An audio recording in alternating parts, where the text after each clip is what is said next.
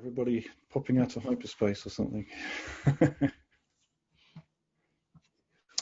Good. Well, I hope you enjoyed that. I mean, your job was to enjoy that that True North thing. I hope it gave you some food for thought. You might be wondering how practical that is. Well, you'll get again some sense in the next exercise, and straight out to the next breakout.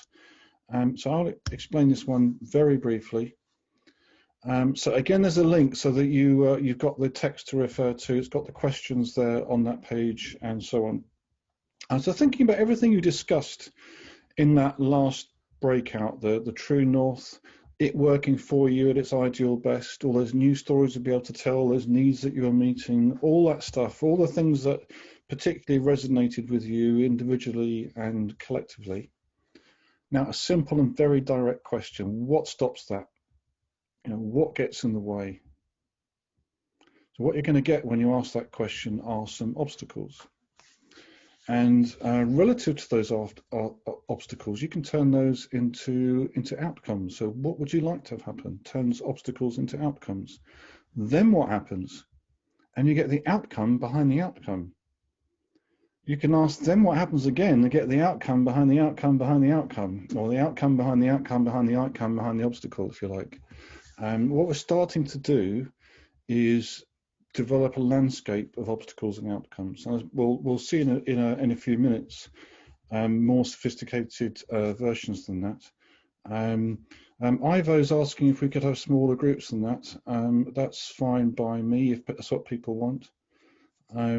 So shall we say groups of 4 this time?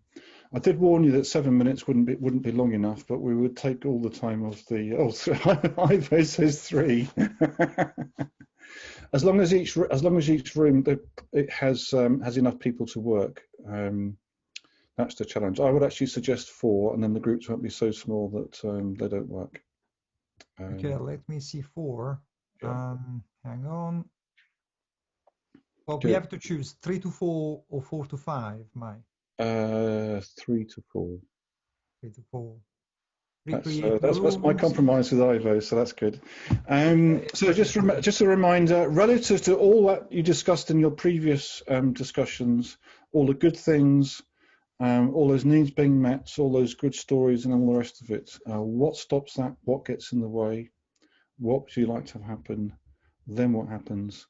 Then what happens? If you follow that link, you'll have all of that on the page for you. Okay, I'll see you in 7. Let's go.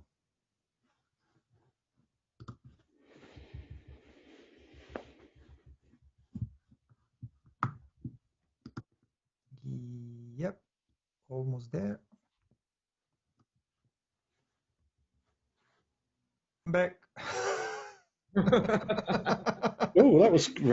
You must come back, guys. That was very sudden, very dramatic. I like that. So once again, I guess 7 minutes. Yes, someone's already put in chat. Not quite long enough. I knew that would be the case. I mean, this is a meetup, not a workshop. But what you're beginning to learn is the language of outcomes, which is shorthand for the language of needs, obstacles, and outcomes. Identifying needs. What are the obstacles in the way of satisfying those needs? What are the outcomes that are available to us? In fact, a whole landscape of outcomes available to us when we get past those obstacles. I'm going to share a couple of links again. There's a couple of tools for you to think about. So the first one is a model, a framework, a pattern. So those of you in coaching will probably, many of you will be familiar with the GROW model. So the GROW model: goal, current reality, obstacles, options, and way forward. IDO is a bit like that: ideal, obstacles, outcomes. But it's a bit different. So in the GROW model, and a lot of coaching is about kind of leading people towards making that commitment on what's the next step they're going to make. It's all very much, a lot of conversations very focused on getting that next commitment. There are not all coaching models like that. If you've read Toyota Carter, you'd come across the coaching Carter, and that's more a commitment to pursue a particular objective, what they call the target condition, and knowing that there are obstacles in the way, knowing that they're going to have to conduct multiple experiments to get to where they want to go.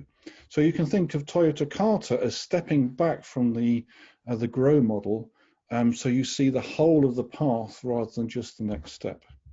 Now the I do pattern steps further back still. We're now looking at the whole landscape around which we're making our decisions. It's a strategic landscape, if you like. You know, if we're exploring product strategy or organization strategy or something broader, the I do pattern is the one we want, not the grow pattern or Toyota Carter. Ideal, obstacles, outcomes, and into that you can plug in various coaching models, generative questions, all those kinds of things. So like challenge mapping, you know, why is that important? What stops that? You know, why is that important takes you towards the ideal. What stops that gives you obstacles. What would you like to have happen? A quite classic coaching question takes you from obstacles to outcomes. Then you can ask what stops that again and get back to obstacles and so on. It becomes sort of fractal, recursive, and so on. And there's a number of sort of frameworks of coaching questions, generative questions, we call them, that you can plug into that framework, and you can have surprisingly rich conversations just with those questions. And that takes me to the second link I posted. It's called 15-Minute Photo. And that's a coaching game based on a coaching framework called Clean Language. I call it a coaching framework. It's actually it's much more of a discipline. It came from the therapy community, the psychotherapy community, as a lot of coaching tools have done. And it's the discipline of asking questions that aren't loaded with your assumptions. So when you ask a question like, what would you like to have happen? You're not offering suggestions. You're not saying, have you thought of trying X? What would you like to have happen? And there are other questions like what kind of, and what's happening when, and where does that come from, and things like that. Questions that are they're open questions, not leading questions. They're not questions that are, you know, forcing solutions on people. They're not questions that say more about you as the coach than they do about the clients. They help the client build a model in their minds of what's happening, how things relate to each other, how, in our case, how obstacles and outcomes relate to each other. We use it a lot in the transformation space. So helping organizations have the conversations that they need to have before they start even, you know, choosing, you know, what agile tools they're going to use. We've got people using, you know, particularly in Scandinavia at the moment. My friend Teddy is using this stuff in the product space, and looking at how, you know, a lot of the tools that we use in strategy and transformation actually, you know, come from the product space or vice versa. And there's a really healthy traffic between those two worlds. So we're getting a sense of what outcome orientation is about, the language of outcomes, and so on. And so I'm just going to get back to right to left, which is really all about a outcome-oriented view on the lean agile landscape. You know, a really steadfast, resolute, singularly outcome-oriented view on the right to left landscape. So where do we start? What does right to left even mean? So it means ends before means, outcomes before solutions, starting and finishing with needs. So I've got a definition of done. You can click on that link, the agendashift.com/done link, and see my definition of done. Someone's need was met. And that's, it's slightly tongue-in-cheek, slightly provocative, but in a helpful way, I hope. You're done when someone's need is met, and that implies that you know whose need, by what means, how you would tell, and all those other kinds of questions. Another useful idea: meaning before metric, measure before method. So you know, you might be getting into things like OKR at the moment, for example, and there's kind of a good side and bad side to OKR, like there's a good side and bad side to Agile. Good Agile, bad Agile, good OKR, bad OKR. Bad OKR looks like something that was discredited years ago, and that thing that was discredited is management by objectives. Where the objective you are given is 10% more of this or 10% less of that, 10% more shareholder returns, 10% less costs or whatever, with very little discussion about why that's meaningful, very little discussion about what needs are going to be met by doing that, other than really the needs of the shareholders, and that is a recipe. It's been proven, demonstrated time and time again, that is a recipe for dysfunction. Give people numerical targets to follow with no prior discussion about meaning and no care over how those numbers are achieved. And people are going to find ways to game the system, perhaps in ways that are, seriously damaging to the organization. But I am a fan of metrics. Metrics can be a great source of innovation and inspiration if we go about them the right way. We understand what it is we're trying to achieve. We starting to see metrics as evidence that we're winning.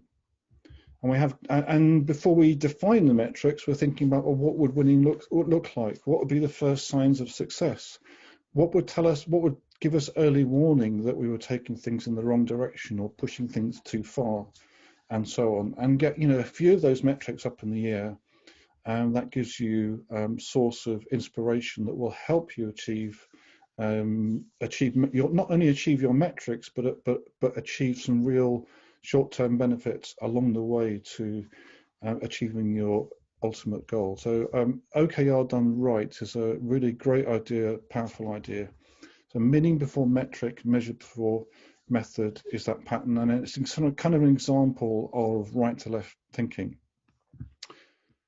So what to expect in the book? So the book takes that kind of philosophy, as I said, to the whole lean agile landscape. 6 chapters.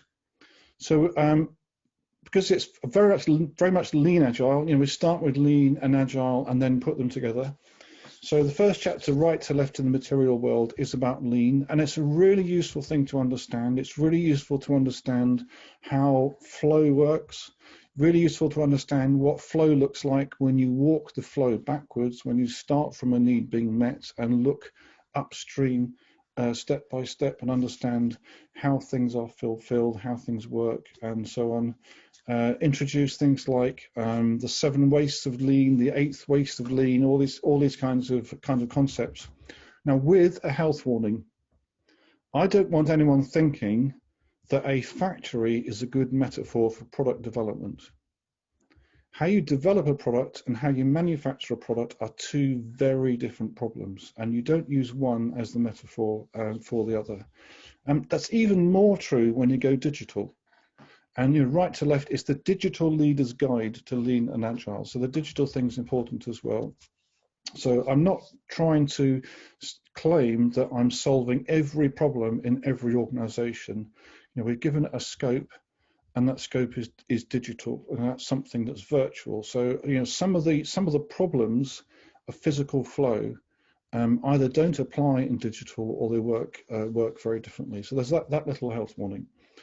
Then we talk about agile. So right to left in the digital space is really just giving a feel of what agile feels like when it's working well in that digital space, and it draws very heavily on my very, very positive experiences in government digital. I know perhaps government digital doesn't get quite the praise it did a few years ago, but I was very privileged to work in it in perhaps its best time on possibly two of its best projects as well.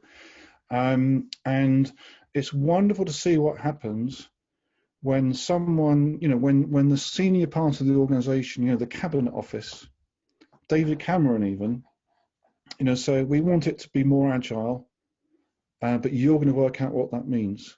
We're not going to prescribe a framework to you. You're going to make it work. All I need from you is to prove you're serious about understanding and meeting needs and evolving the service to keep on meeting needs as society's needs change, as government policy changes and the law changes, and so on and so on. And it's really unleashed, at the time, it unleashed a lot of creativity, and some of the best people in digital got together to make this work. And we, it was we did these things in the spotlight. We had people visiting our office, every sprint review to see what we were up to see how we were doing, to take away what we were doing and try to apply some of those ideas inside their digital projects and so on. So fantastic inspiration, all that stuff. So that's the sort of generic introduction to Agile in the digital space. Chapter 3 is patterns and frameworks. So Scrum, Kanban, a bit of DevOps, a bit of XP, all those kind of things, and describing them not as things you choose between. You don't have to choose between Scrum and Kanban. You can combine them. It's understanding what these different things do, what they do for you, what's the job that they do for you, if you like, what is the patterns that they implement, and then see what happens when you smash those patterns together, or just put them together and see what happens. I joke about the great model collider. You put these different things in, and you see what comes off, and what comes off, the productive things that happen when you put these things together, depends on context. It depends on your relative, what do you need, and you will find what you need in the resources that you have around you, and those frameworks are great resources of tools that you can apply, in your working environments. So it's a very, if you want a word to describe it, it's very pluralist. I'm teaching people to see value in different things, and not to get so hung up on not to hang their identity so much on one particular framework that they are completely blind to the value that they can get from others. I'm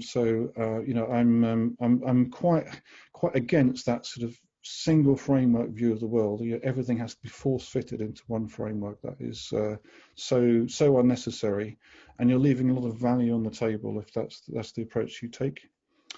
Chapter 4 is called viable scaling. So that you can't talk about lean agile without talking about the scaling frameworks, and I talk about other aspects of scale. Talk about things like the Spotify model as well. You start to think about organization structure. But if you're going to talk about organizations, you need to start to understand some of the things that organizations need to be healthy. And this is where a really important model called the viable system model comes in. You can't have a viable, healthy organization, if, as well as a fantastic delivery process, you also need to have a good strategy process. You also need to develop the capabilities of the organization in parallel with doing delivery. You need the ability to understand what's going on.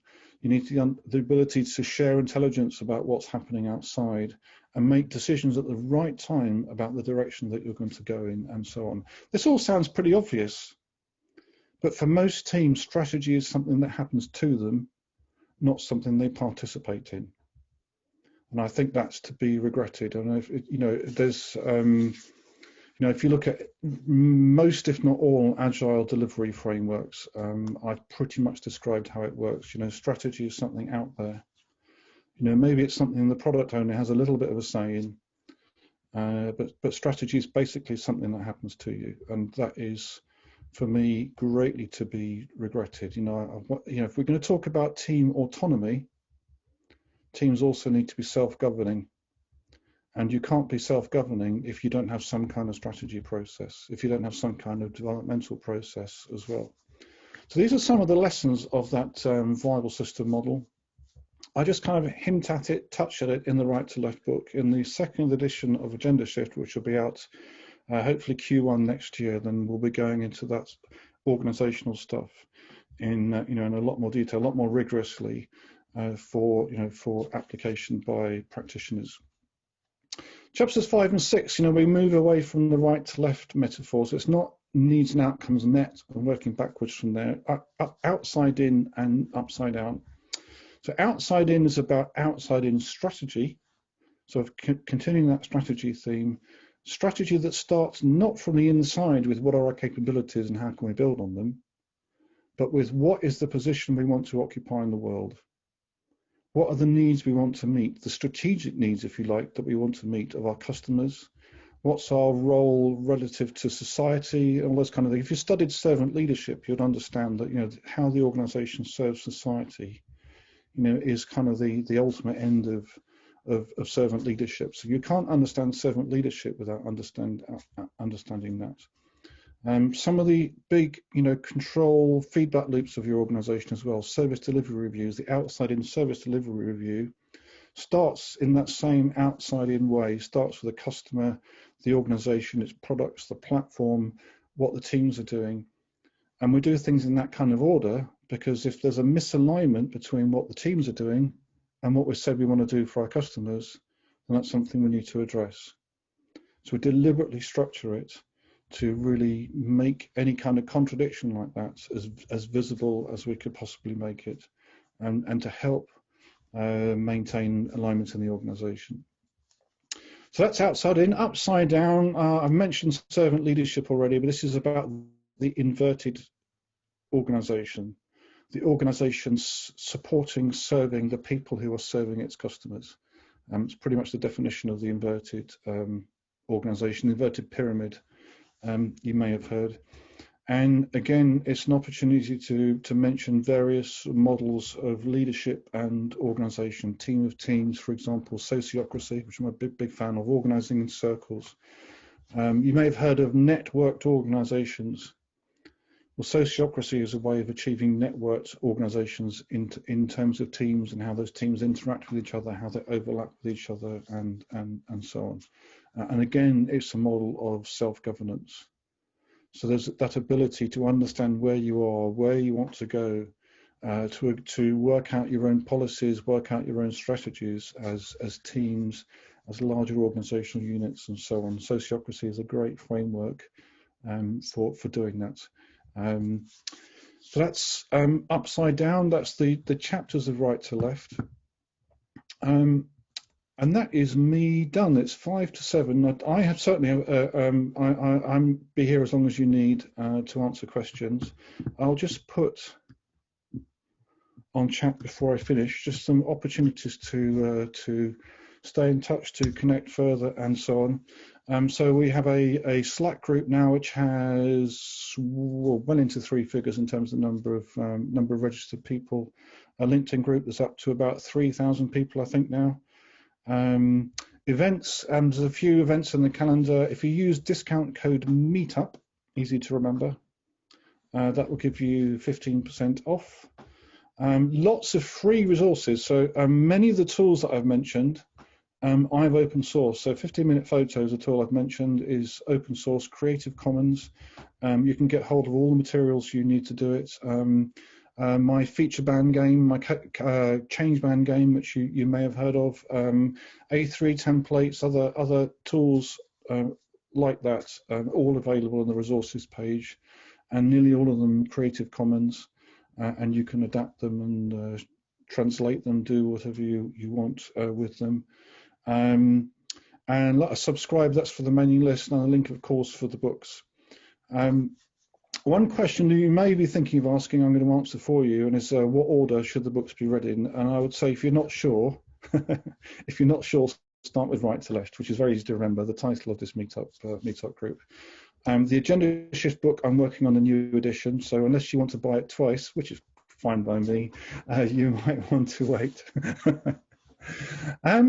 So that is actually it from me. I've covered everything I want to cover. We have time for questions. I don't know how many questions we've got in the system. There's chat and there's the poll, Polev, however you pronounce that thing. Only has 2 and I'll hand back to Michelangelo and Cornelius to moderate that bit.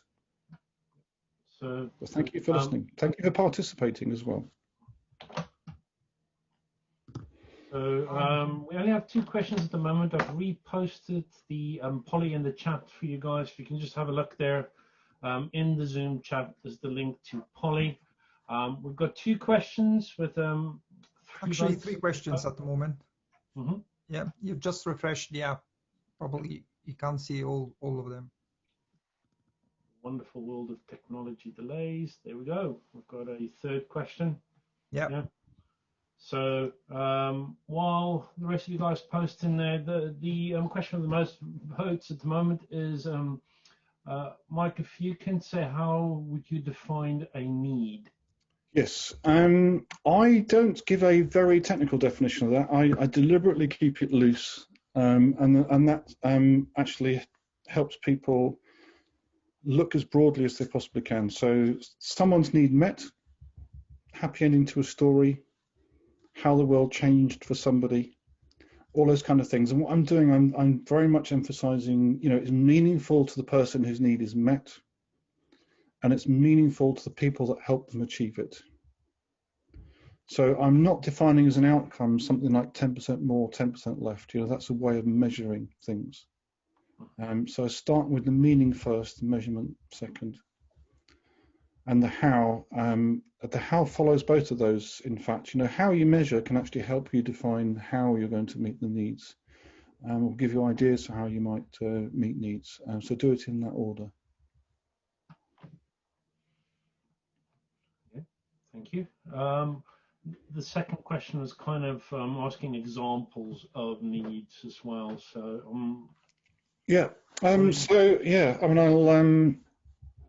perhaps a good reference for that is like jobs to be done. What's the job to be done by, for example, a feature or a product or something like that. The example I use in chapter 1, when we're talking about physical things, is an electric drill. I start with a little story. I'm making something and my drill packs up and I need to go and buy another drill from the shop, and we think about all the things in the process that made exactly the drill that I wanted available to me at the right time. Because what I want isn't really a drill. What I want is a hole in the wall. And I want the hole in the wall so I can hang my cupboard up or my picture up or whatever it is. So if you're really going to understand needs, you need to understand them in context, and you mustn't confuse solution with need. Going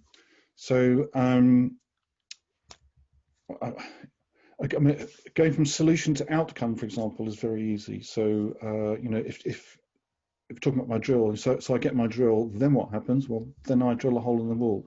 When you've got the hole in the wall, then what happens? Then I can hang my picture up or hang my cupboard up or whatever it might be.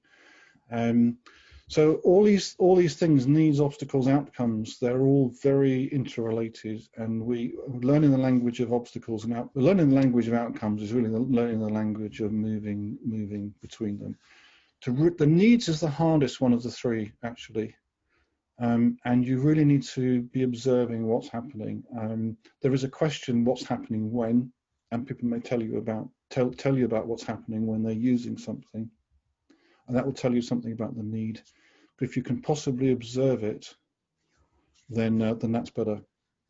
The question I use with features actually, what's the authentic situation of need for that feature? And you're actually asking someone to tell a story.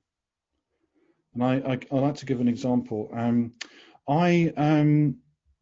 I used to drive a RAV4 hybrid. So the most sophisticated piece of technology I've ever owned, you could argue. It had the worst sat-nav I've ever used. Now, when you're leaving the motorway and you want to know whether you're going to turn, which lane of the slip road do I need to be on? I don't know whether I'm going to be turning left or turning right when I get to the end of the slip road. So I want to know what the next few turnings are going to be. On my phone, it's just like a swipe or a touch, and then I get the list of turns. Yeah, you recognize that. On my RAV4 hybrid, I had to press 3 different buttons to get the list of turns, and one of those buttons was the settings button. It made absolutely sense at all.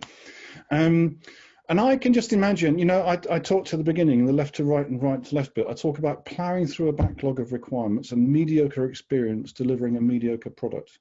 I can say that sat-nav in my expensive RAV4 hybrid was a mediocre system. And I imagine the process for developing it was actually pretty mediocre as well. There was a list of requirements, and you go tick, tick, tick, tick, tick. Yes, I've met the requirement. Yes, you can get to a list of turns. Never mind that it takes 3 buttons, one of which is the settings button to get there.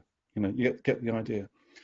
And the person, you know, I imagine this piece of software being written in Toyota City. I mean, the truth is probably it came from a supplier, but say it was, I just imagine the developer in Toyota City going through, tick, tick, tick through those lists of requirements, and his manager failed to ask him, what's the authentic situation of need for that feature?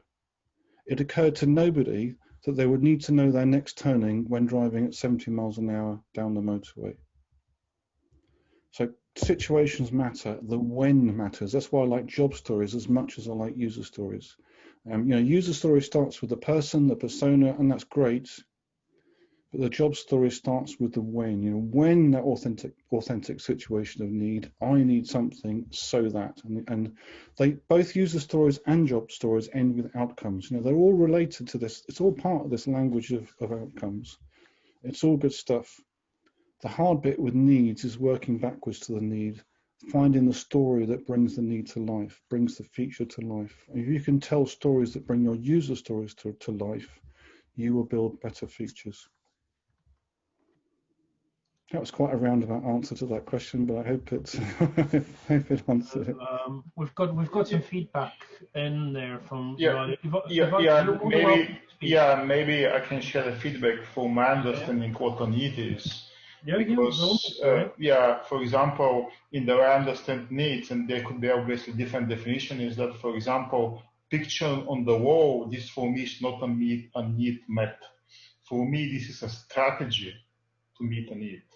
And the need, I can define it, I define them like value or principles or need, or like, for example, beauty, calm, comfort, these are for me needs.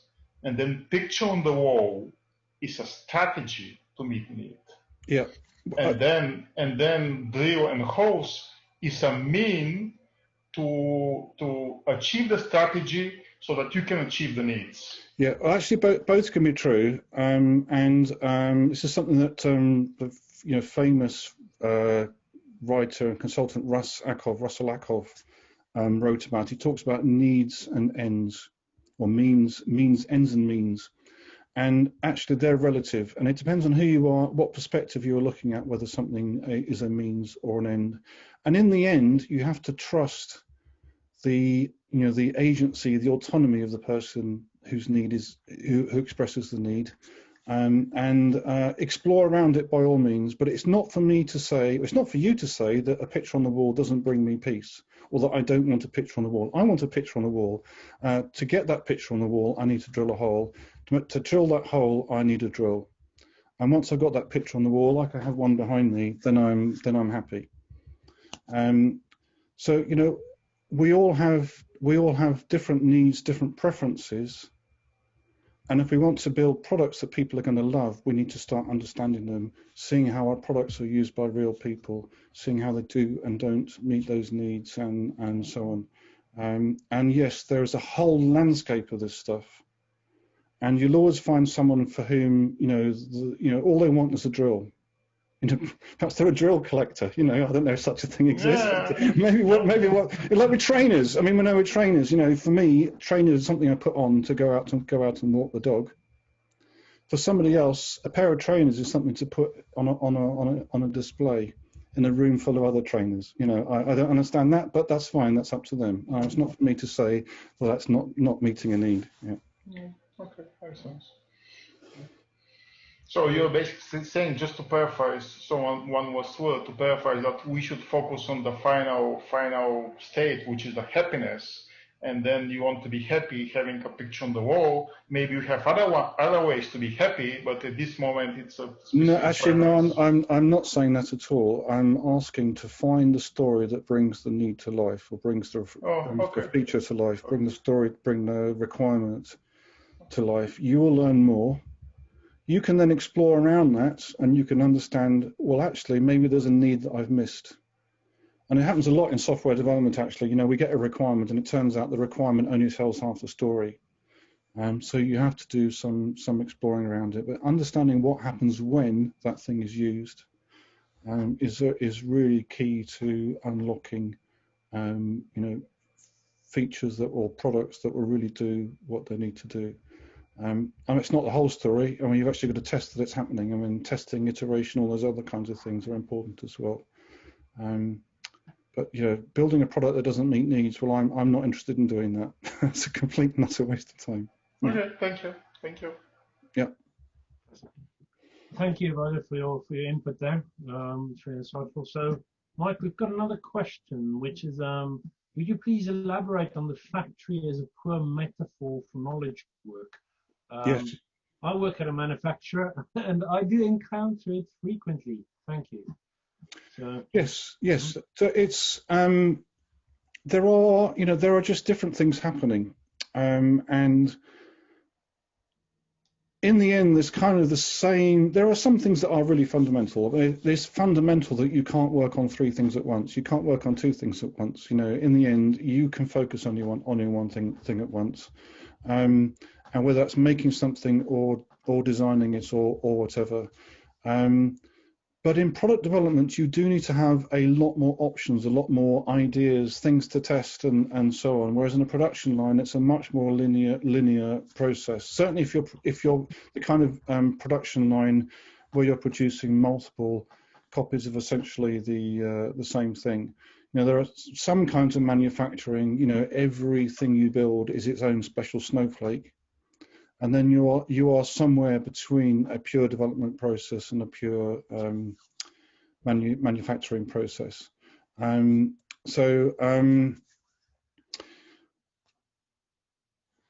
know, in a manufacturing process, you're thinking about, for example, you know, you want the work to flow. You know, this is lean now, but you know, you want the work to flow smoothly across across the shop floor. You know, minimum of fuss, minimum of conversation, perhaps.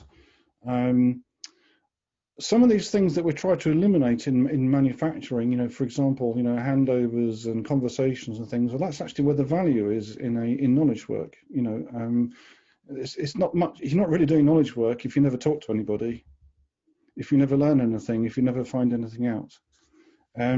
So things that the 7 wastes, or things that a naive reading of the 7 wastes that you would think would be wasteful, certainly are wasteful, or in most cases are wasteful in a production context. They can be the opposite of wasteful in a knowledge work and in a product development context. So you know, handovers is a great example. You want those to be as quick and smooth as possible. Except when you don't, you know, except when you want to have a real conversation. So you have to be a little bit careful about these things. Inventory is different costs as well in different environments. I mean, in physical inventory has to be paid for, it has to be stored. But it makes no difference to your cost whether you have 100 items or 1,000 items in Jira, for example. Not that I would enjoy either, but you know, the economics, the physics of it is a little bit different. So you've just got to be a little bit careful, a little bit cautious, and you know, the idea that you know every activity is always going to be the same, that just doesn't work in knowledge work.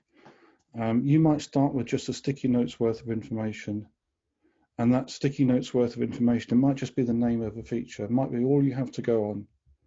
And how many conversations you're going to have, how many unknowns are you going to have to resolve, how many assumptions are you going to test, how many different technologies you're going to have to try before you turn that sticky note into something that works.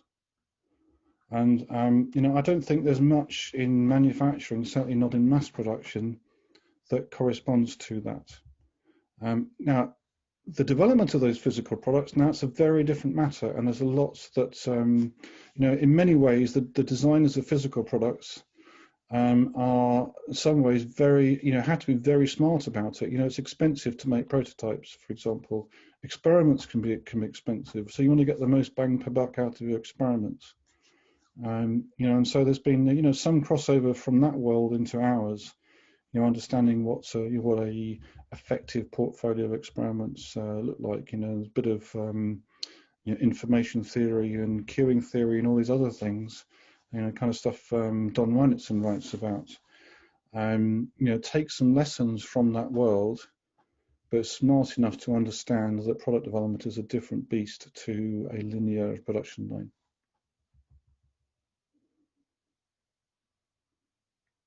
Thank you for that, Mike.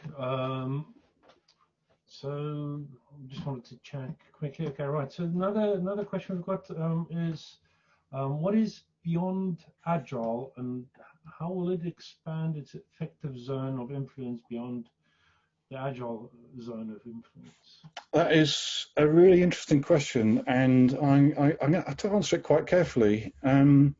In a meetup not too long ago, someone described agenda shift as post-agile, and I thought, I'm not sure I'm ready to be described as post-agile yet.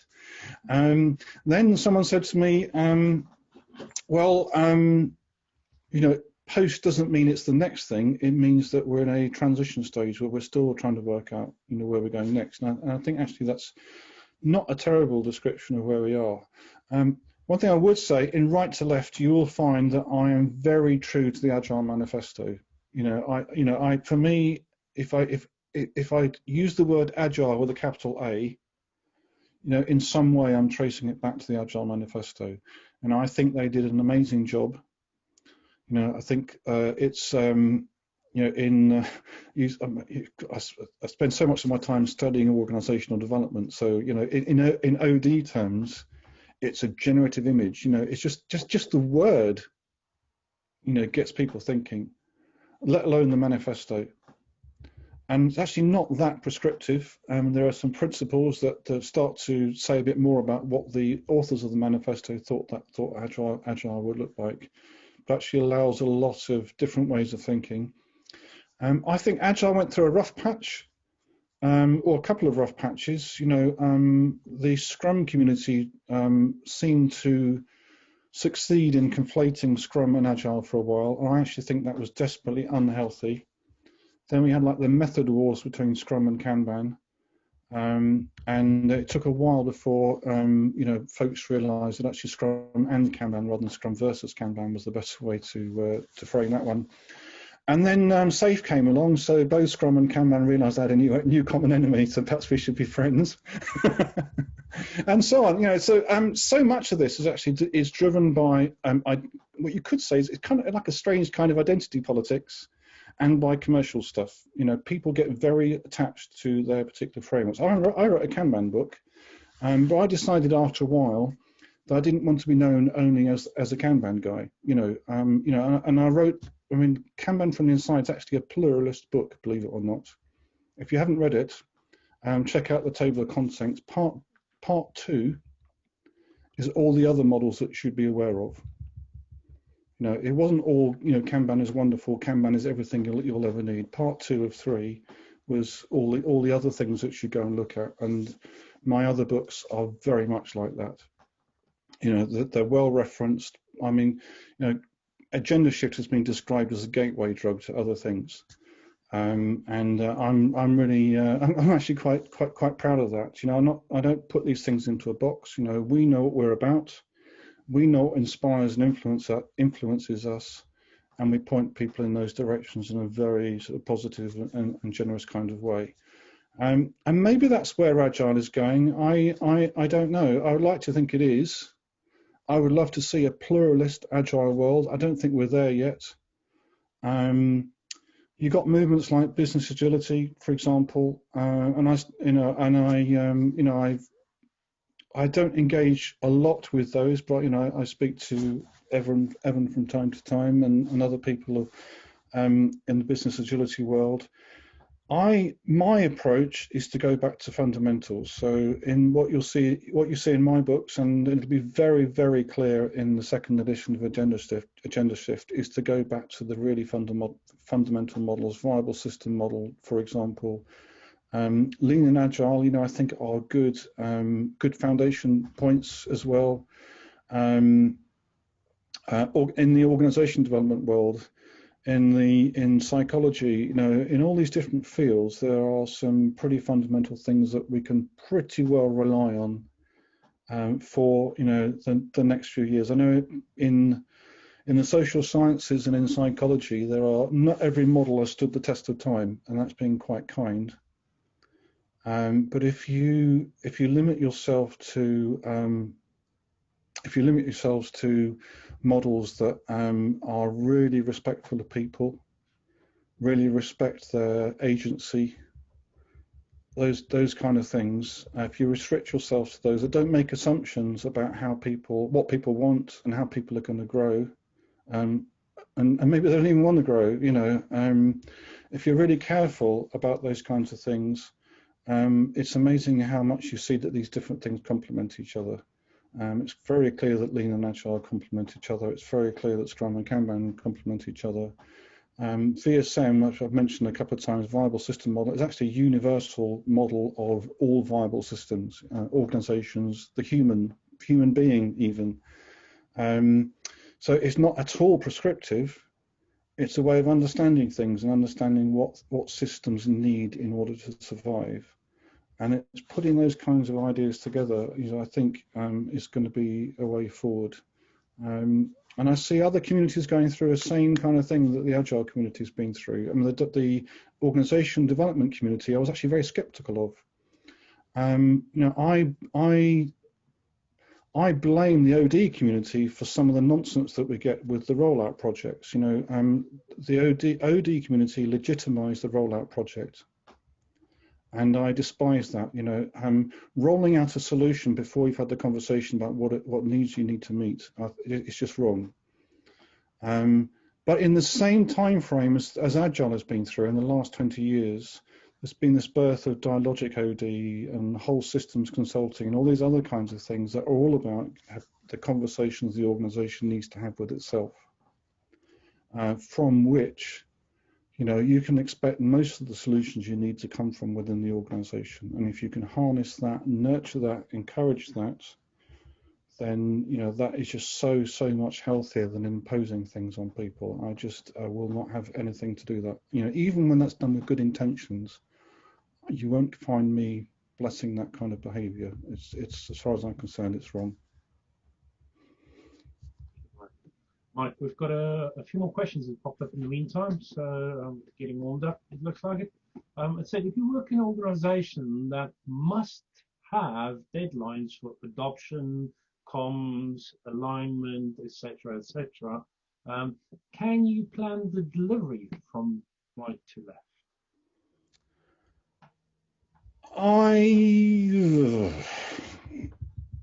I honestly would say, if that is what if you have some very, very tight constraints like that, I would look at how the experts are doing it. And I would not claim to be an expert in that. My experience of the last 30 years, I think I'm showing my age now. My experience of the last 30 years actually has been in much more a mode of continuous incremental delivery, not so much fixed state projects. Good example actually. So I was the global dev manager for UBS fixed income securities a few years ago now. And we knew that the faster we could get stuff out to our traders, the faster we could get stuff out to our users, the happier they would be, the sooner they could take advantage of what we built, the more money that they would make. Just be blunt about it.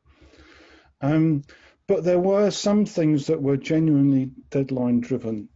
So, for example, if an exchange was going to change its API on a particular day, we had to be ready, or we would not be trading on that exchange. All right, it's that simple. That's straightforward. What we found was that we got very little reward for those fixed state projects. The projects that got people excited were the things that enabled them to do new things.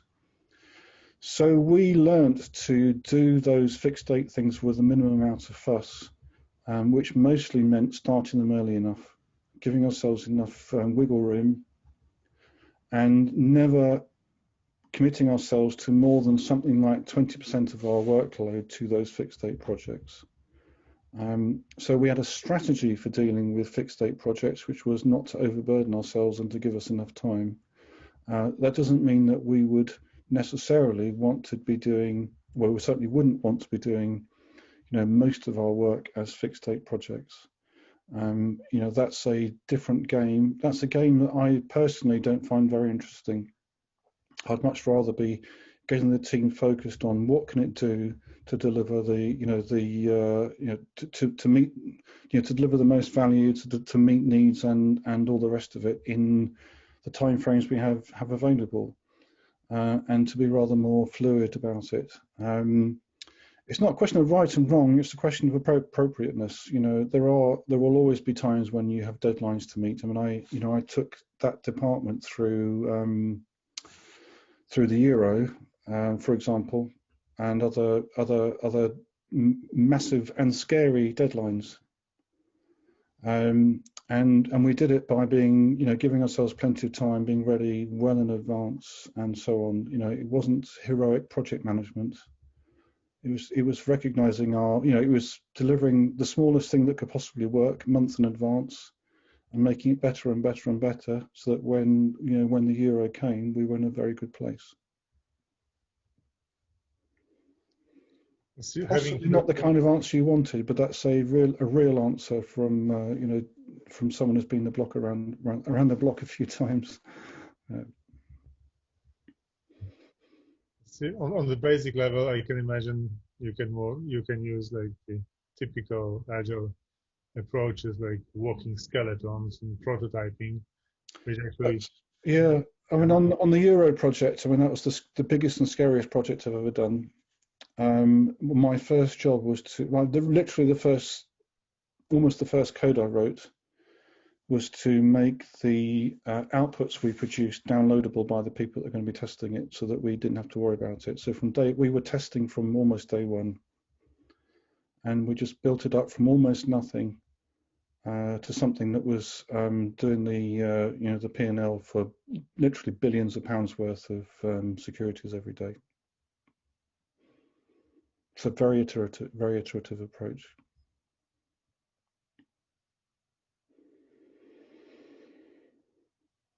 Just slightly conscious of the time now. Maybe time for one more question. Should be a couple of questions. If you can pick up just one, probably from the top. There is one asking, do you have a blog post describing what you do not like about Kanban? I'm not sure. I drop the occasional hint every now and then.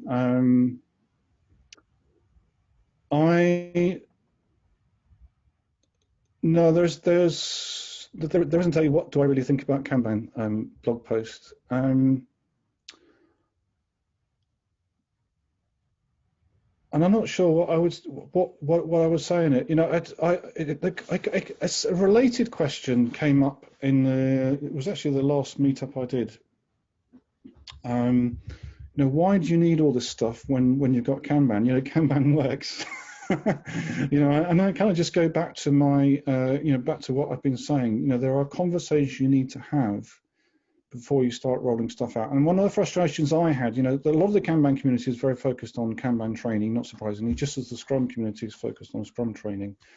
And I got frustrated that I was going into these training events and finding that half the people in the room didn't know why they were there. A proportion of people in the room didn't want to be there. And I don't think it was my job to sell. It ended up effectively my job being to sell it to them. I'm quite capable of selling Kanban to people. I'm very well qualified to do that. But I don't honestly think that was the right time for that, and that's why I stepped out of the Kanban community to look at the change process much more broadly. That's the itch I was scratching. But it's an itch I would say that you could apply that same argument to most of the frameworks as well. And actually, in Kanban's favour, I think it's one of the few frameworks that actually has itself as its own model for implementing itself. If you know what I mean. If you look at the principles and practices, it's half of what you need to know in order to implement Kanban in a safe and humane way. You know, one of the catchphrases that I used in the Kanban from the aside was that, you know, the humane start with what you do now approach to change. And that humane thing is really important to me. You know, it was important to me, 6-7 years ago when I wrote Kanban from the inside, and it's, you know, it's right at the top of the list now as well. You know, if what we're doing is trampling over people's autonomy, you know, if we're not meeting needs, if we're just rolling out solutions for the sake of it, then I'm just not interested. And you know, that's a message I could say to the framework industry in general, you know, to the agile industrial complex, if you like. You know, imposing frameworks on people, imposing methods on people isn't the way to go. And actually the tools for avoiding that are actually pretty well understood now. I mean, it's not just a gender shift. You know, open space agility has been out there a while. If you want to get more generic and look outside the agile community, then look at dialogic OD, whole system consulting, and so on. You know, the idea that agile starts with a sales pitch is that doesn't appeal to me one little bit. So, Mike, this is Brianna. I feel like I need to add a disclaimer to the question because it was my question. It's actually stemmed from a question I ask in interviews all the time when hiring developers. I'm like, what's your favorite language you like to program in? And then they go into all details of what they love. And then I'm like, great, what don't you like about it? You know, and then they're starstruck. Well, I'm in a position where I'm being force-fed disastrous consultants and coaches. And so this is the question I need to fight back with. Well, actually, I can answer that question on those kind of terms. I mean, I got very frustrated when there were people in the Kanban community that would tell you that Scrum can't possibly work, which is clearly ridiculous. You know, Scrum is certainly working for some people, and actually, my experience in government digital was really, really telling. And it actually shows what is actually genuinely wonderful about Scrum, and is eye-opening if you think everything is about flow. I mean, in the government situation, you do 2 weeks of work and produce something useful out of it. That's amazing. And you do it again 2 weeks later. That's amazing, you know, and you get in the habit of doing amazing things, sprint by sprint. In that context, you know, having that container for work and having, you know, something out of it was amazing. Now, as that process matured, you know, we start to get into something that's a bit more flow-like, but the ceremonies of Scrum are still useful to us. You know, the fortnightly sprint reviews, when half the country seemed to come and see what we were doing, they were actually quite exciting. I actually really enjoyed doing those. You know, the time you spend understanding where you are and where you need to get to at regular intervals. I know Kanban does some of this as well, but you know, Scrum, you're not doing Scrum if you're not doing those. You know, and I actually like its strictness about those things. You can start with Scrum, with Kanban, and do some of these same things, but actually, in that context, Scrum was the right thing to start with. Kanban was the right thing to make it really fly. We needed DevOps, we needed Lean Startup, you know, we needed all of those things, you know, and there's no one framework that would do it. So if there's anything I really dislike about Kanban is the idea that it's all you need, because it's just so not true. And that's true of all of them, of course, but yeah. I really like what you said, Mike, in the beginning. It kind of reminds me of this principle that exists somewhere on a manifesto about build projects around motivated individuals. Yeah. A lot of people forget that motivated individuals. It's not enough either, to be fair. But yes, it's it's the motive. But interesting to if you ask what makes them motivated. Yeah. You know, how do you make the work motivating, meaningful, and all the rest of it? Now, it's not the whole story, but I think a large part of that question is actually again about needs. You know, most people are motivated by solving problems for other people. Not a process. Solving your own problems gets quite boring quite quickly. All right, guys. And on that bombshell, it's 7:31. It's probably time to... Perfectly on time, Mike. Thank you, everyone, for attending this event tonight. Thanks a lot. And if you want to run any idea by us, just contact one of the Agile Evangelist organizers.